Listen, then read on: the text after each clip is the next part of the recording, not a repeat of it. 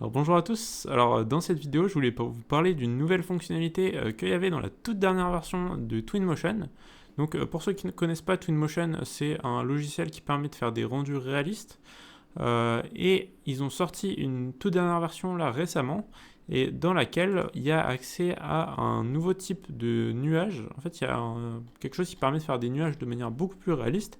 Et quand vous avez des projets de ce genre où il y a beaucoup d'eau dedans, en fait, on va voir que c'est vraiment top à utiliser. Donc là, en l'occurrence, sur un petit fichier d'île que j'avais fait.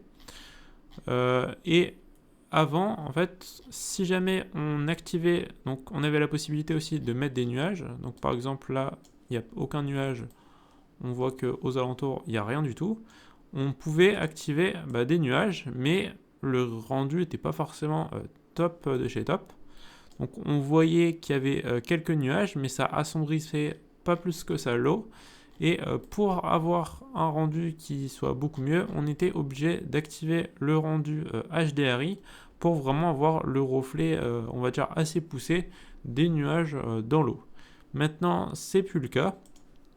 On peut avoir un reflet assez poussé des nuages dans l'eau, et pour ça, il suffit d'activer donc les nuages volumétriques. Et là, d'un coup, on voit la différence entre les deux. Là, on a un nuage qui est vraiment bien reflété dans l'eau. On voit bien les différences entre le ciel et les nuages. Alors que juste avant, la différence se voyait pas trop.